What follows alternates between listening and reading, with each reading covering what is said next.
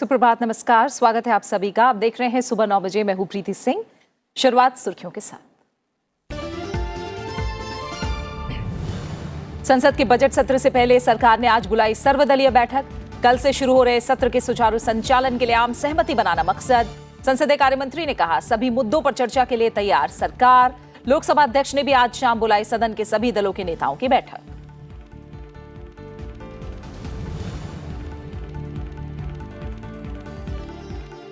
यूरोपीय संसद में दिखा भारत के बढ़ते प्रभाव का असर। नागरिकता संशोधन कानून को लेकर प्रस्ताव पर मतदान मार्च तक टला। चर्चा की शुरुआत में यूरोपीय आयोग की उपाध्यक्ष हेलेना डल्ली ने भारत के साथ यूरोपीय संघ के गहरे रिश्तों का मजबूती से किया जिक्र। यूरोपीय संसद में फ्रांस के सदस्य ने प्रस्ताव के पीछे पाकिस्तानी हाथ होने के दिए संकेत।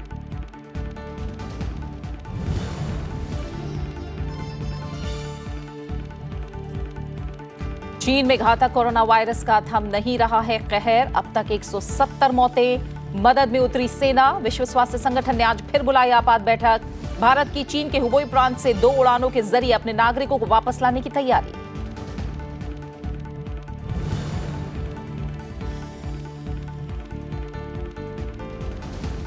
ऐतिहासिक समझौते के बाद 1500 से ज्यादा बोडो काडर आज गुवाहाटी में हथियारों के साथ करेंगे आत्मसमर्पण। हिंसा का रास्ता छोड़ मुख्यधारा में होंगे शामिल। बोडो समस्या के समाधान को लेकर 27 जनवरी को केंद्र, असम सरकार और बोडो प्रतिनिधियों के बीच हुआ था त्रिपक्षीय समझौता।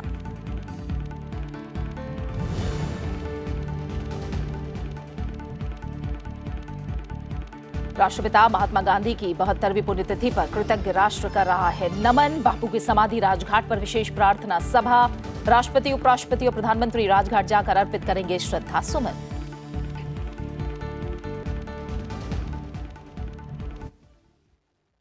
संसद के बजट सत्र से पहले आज सरकार और लोकसभा अध्यक्ष ने अलग अलग सर्वदलीय बैठकें बुलाई हैं।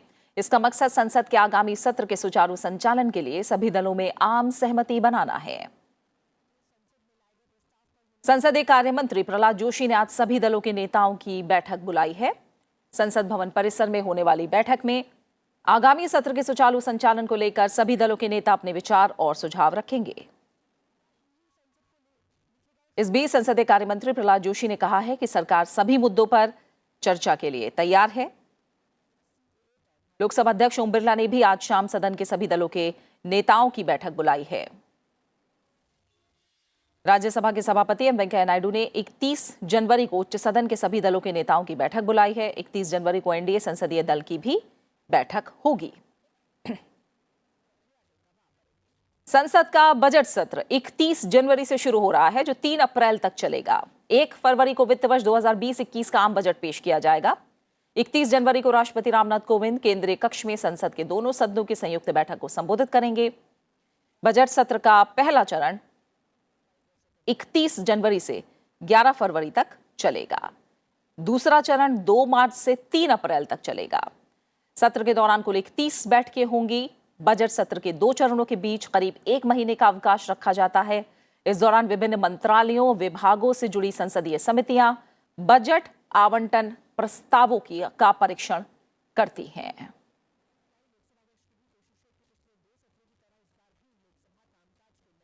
और सत्र को लेकर ज्यादा जानकारी के लिए फिलहाल हम रुक करेंगे हमारे संसदीय मामलों के संपादक अरविंद कुमार सिंह विजय चौक से हमारे साथ जुड़े हुए हैं।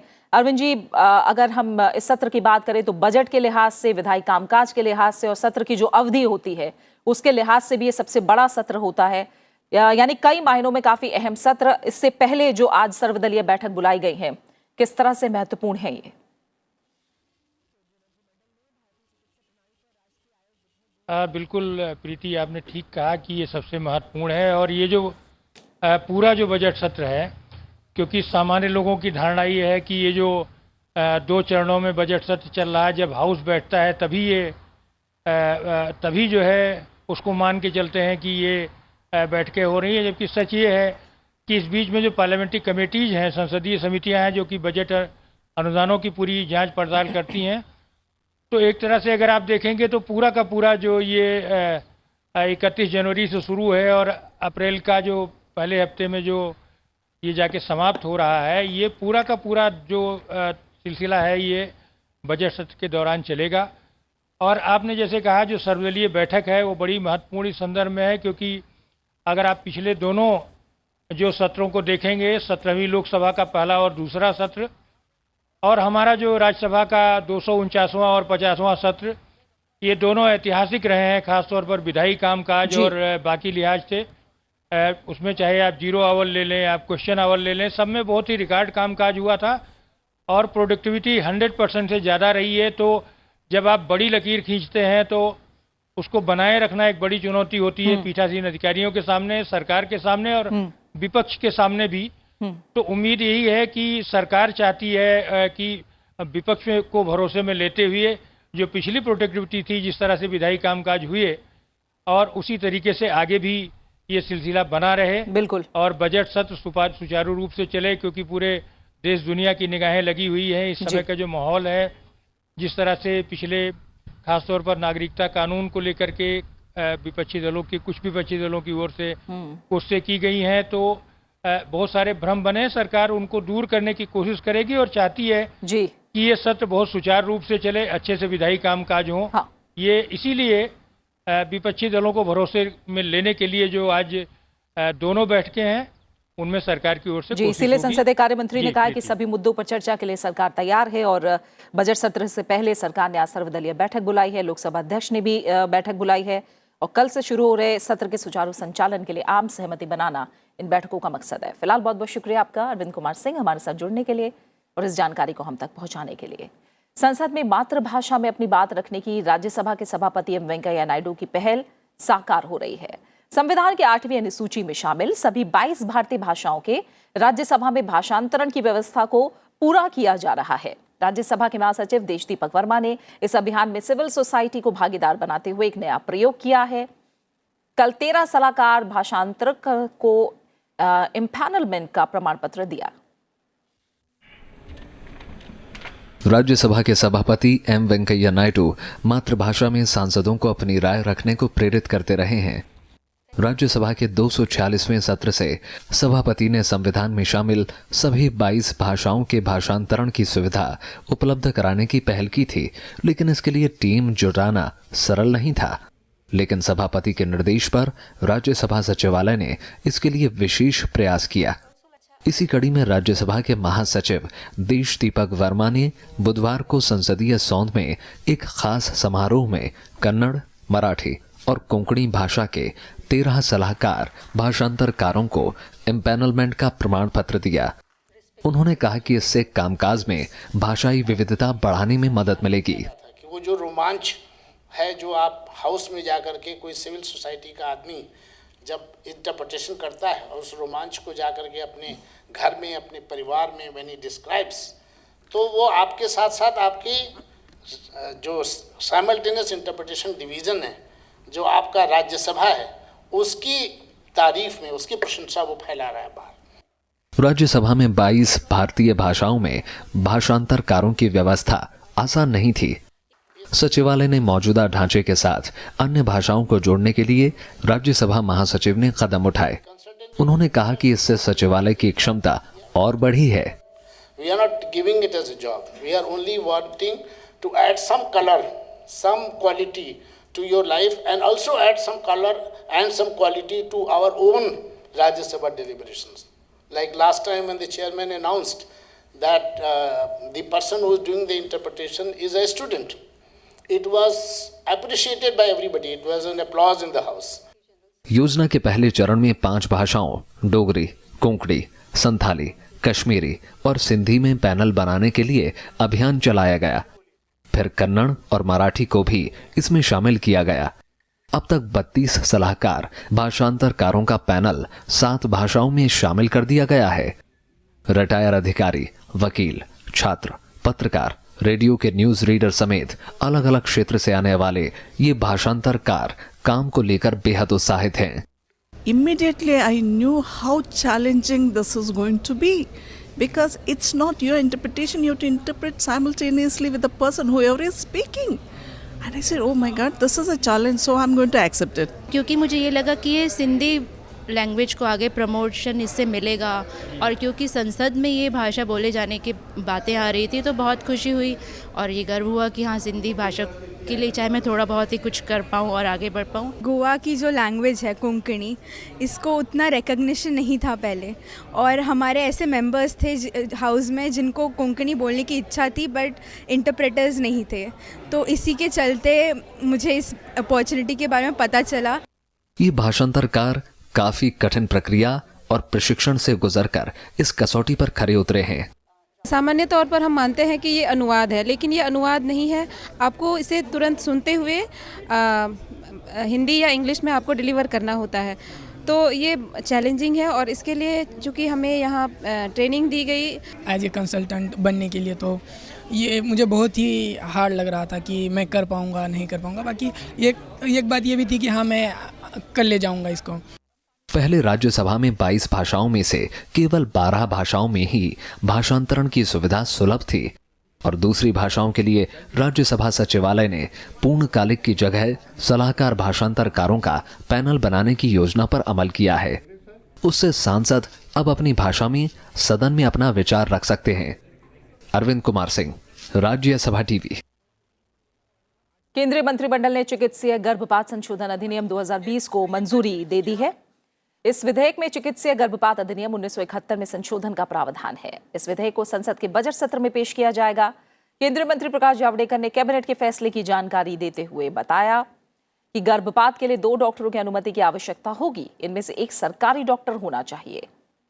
विधेयक के अनुसार अब गर्भधारण के 24 सप्ताह के अंदर गर्भपात कराया जा सकता है। पहले यह अवधि 20 सप्ताह तक थी।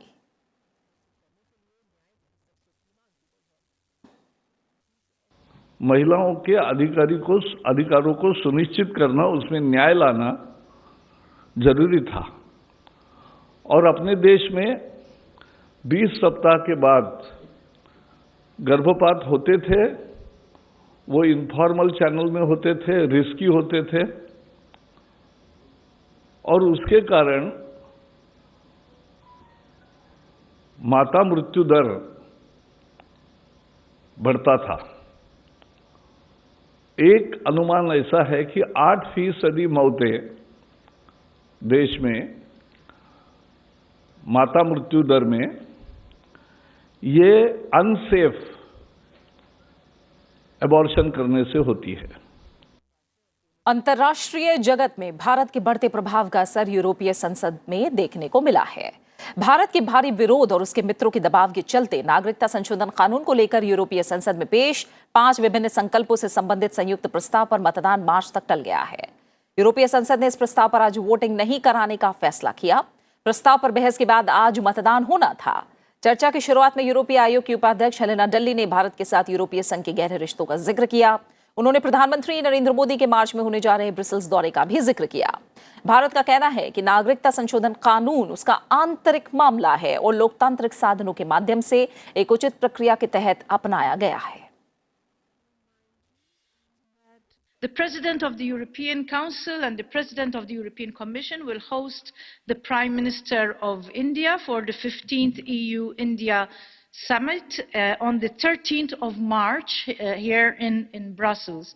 We have with India a rich, frank and open dialogue on all issues of common interest, as well as on issues where we might have different perspectives. On this occasion, the Minister for External Affairs and Prime Minister Modi reaffirmed their strong interest for a deepened strategic partnership with the European Union. The issue which you are debating today was also part of the discussions, and the HRVP inquired about risks of discrimination among refugees and migrants on religious grounds under the revised legislation. We believe that it is the role of the Supreme Court of India to assess the compliance of the law with the Constitution. And we are confident that the ongoing judicial process will contribute to appeasing the tensions and violence witnessed over the past weeks in the country. I really welcome that the vote has been postponed on the resolution. First, it's full of factual inaccuracies. Secondly, it is right that we take time to have a proper debate, and this House waits until the Supreme Court has deliberated on this. And one thing we have to recognize that India has a very strong civil society, and Indians are far more than capable of holding their executive to account without interference from those who know very little about it. Assam की 5 दशक पुरानी बोडो समस्या का स्थायी समाधान हो गया। बोडो के 4 अलगाववादी गुटों समेत कुल 9 संगठनों ने असम और केंद्र सरकार के साथ समझौता करके अलग राज्य की मांग छोड़ दी है। इस बीच गुवाहाटी में बोडो समूह के 1500 से ज्यादा हथियारबंद काडर आज सरकार के सामने आत्मसमर्पण करेंगे। केंद्र सरकार ने सोमवार को असम के प्रतिबंधित उग्रवादी गुट national democratic front of Bodoland NDFB के साथ समझौते पर हस्ताक्षर किए थे। केंद्रीय गृह मंत्री अमित शाह की मौजूदगी में केंद्र सरकार, असम सरकार और बोडो उग्रवादियों के प्रतिनिधियों ने त्रिपक्षीय समझौते पर हस्ताक्षर किए। समझौते के तहत असम में रह रहे बोडो जनजातियों को राजनीतिक अधिकार और समुदाय के लिए आर्थिक पैकेज दिए जाने का प्रावधान है।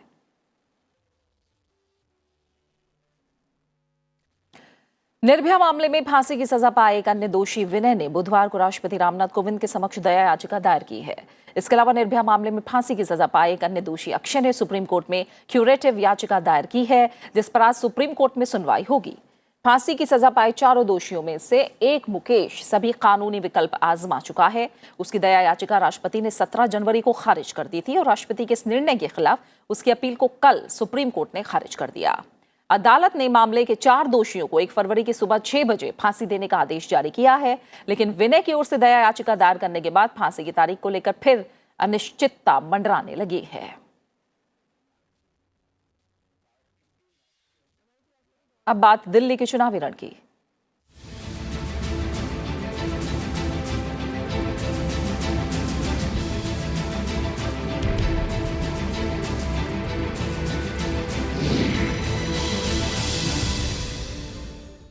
दिल्ली विधानसभा चुनाव की हलचलें तेज हो चली हैं। 8 फरवरी को दिल्ली की 70 विधानसभा सीटों पर चुनाव होने हैं और नतीजे 11 फरवरी को आएंगे।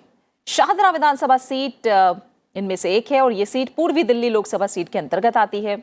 इस सीट पर आम आदमी पार्टी, बीजेपी और कांग्रेस तीनों ने अपनी पूरी ताकत झोंक रखी है।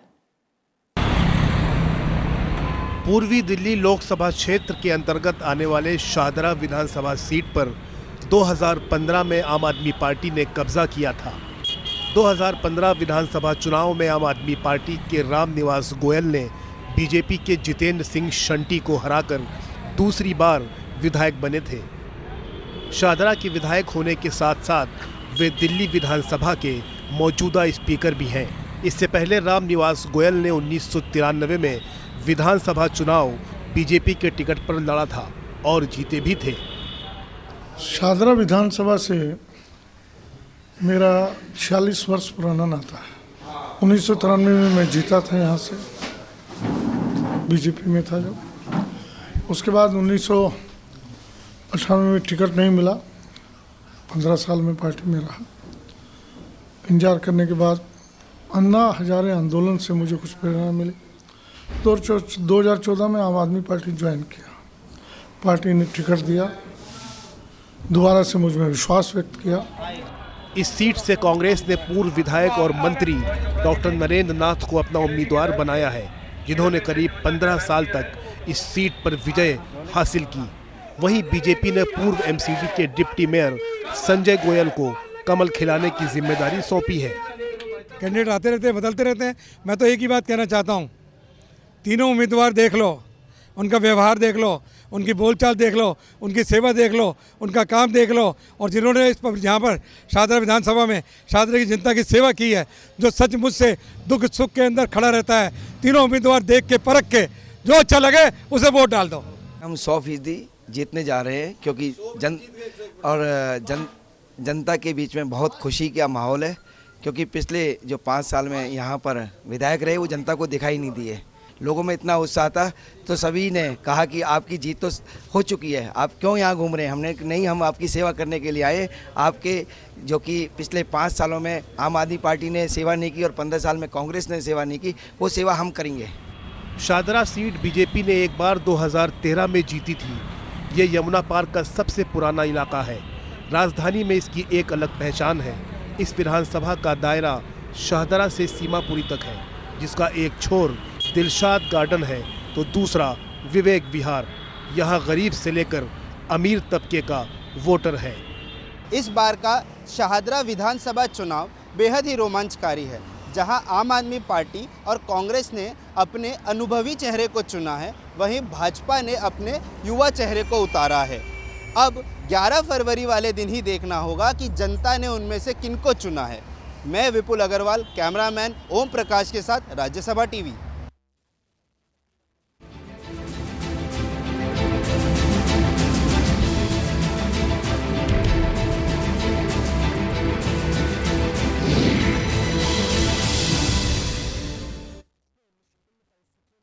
केंद्रीय स्वास्थ्य मंत्रालय ने देश में कोरोना वायरस को रोकने के लिए राज्यों और केंद्र शासित प्रदेशों के साथ तैयारियों का जायजा लिया। स्वास्थ्य विभाग ने नागरिकों को अपरिहार्य कारणों के अलावा चीन यात्रा से बचने का परामर्श जारी किया है। इसमें चीन से आने वाले सभी यात्रियों को अपने स्वास्थ्य पर बारीकी से निगाह रखने के लिए भी कहा गया है। स्वास्थ्य मंत्रालय ने ट्वीट करके कोरोना वायरस को लेकर लोगों की तरफ से पूछे जाने वाले सवालों के जवाब दिए हैं, जिसमें लोगों को इस वायरस के बारे में और इससे संबंधित शुरुआती लक्षणों के बारे में बताया गया है। चीन, नेपाल और अन्य देशों से हवाई अड्डों पर आने वाले लोगों की जांच के आदेश दिए हैं। वायरस की रोकथाम के लिए एक नियंत्रण कक्ष और हेल्पलाइन स्थापित किया गया है। केंद्रीय स्वास्थ्य मंत्रालय ने कोरोना वायरस के बारे में जानकारी के लिए एक विशेष हेल्पलाइन सेवा भी शुरू की है। इसका नंबर है 011239780046। विदेश मंत्रालय के प्रवक्ता रवीश कुमार ने कहा है कि हमने चीन की सरकार से अपील की है कि हमें 2 फ्लाइट ले जाने की अनुमति दें, जिससे भारतीय लोगों को हुबेई प्रांत से सुरक्षित लाया जा सके। इस बीमारी से चीन में अब तक 170 लोगों की मौत हो चुकी है। चीन के राष्ट्रपति ने मदद के लिए सेना को उतारने के आदेश दिए हैं। वहीं विश्व स्वास्थ्य संगठन ने आज फिर आपात बैठक बुलाई है। ब्रिटिश एयरवेज ने घातक नोवेल कोरोना वायरस के मद्देनजर चीन से आने जाने वाली सभी उड़ानों को रद्द कर दिया है।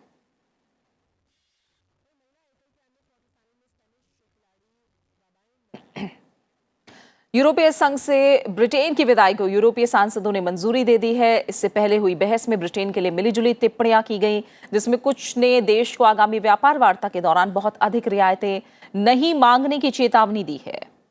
यूरोपीय संसद में ब्रेक्जिट समझौते के पक्ष में 621 मत पड़े तो खिलाफ में 49 वोट पड़े हैं। इसी के साथ ईयू से ब्रिटेन की विदाई को मंजूरी दे दी गई। ये ब्रेक्जिट समझौता ब्रिटिश प्रधानमंत्री बोरिस जॉनसन ने पिछले साल यूरोपीय संघ के अन्य 27 नेताओं के साथ बातचीत करके किया था। ब्रिटेन में जून 2016 में ईयू से निकलने पर निर्णय के लिए जनमत संग्रह हुआ था। ब्रिटेन ईयू छोड़ने वाला पहला देश है।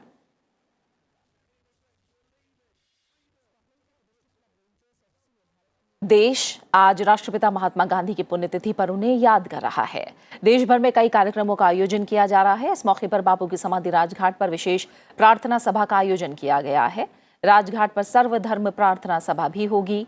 महात्मा गांधी की पुण्यतिथि पर राष्ट्रपति रामनाथ कोविंद, उपराष्ट्रपति एम वेंकैया नायडू और प्रधानमंत्री राजघाट पहुंचकर श्रद्धांजलि अर्पित करेंगे। उपराष्ट्रपति एम वेंकैया नायडू ने राष्ट्रपिता महात्मा गांधी को उनकी पुण्यतिथि पर नमन किया।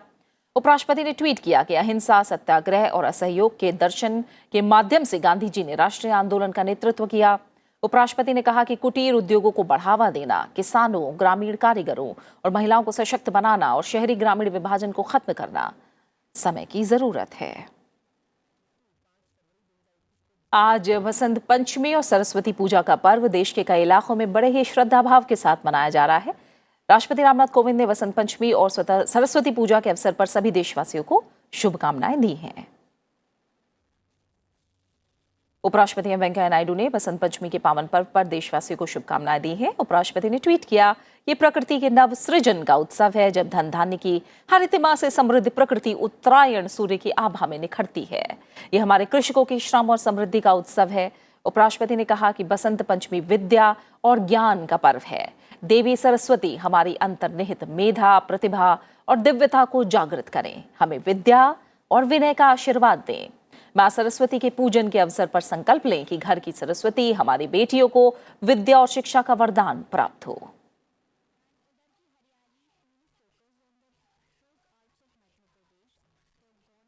विजय चौक पर बीटिंग द रिट्रीट समारोह के साथ ही 4 दिवसीय गणतंत्र दिवस समारोह का समापन हो गया। समारोह भारतीय धुनों से सराबोर रहा। समारोह में तीनों सेनाओं के अलावा राज्य पुलिस और केंद्रीय सशस्त्र पुलिस बल के बैंड ने मनोरम संगीत की धुनों से लोगों को मंत्रमुग्ध कर दिया। आप भी सुनिए ये धुनें और फिलहाल मुझे दीजिए इजाजत और ब्रेक के बाद देखिए ब्रेकफास्ट न्यूज। नमस्कार।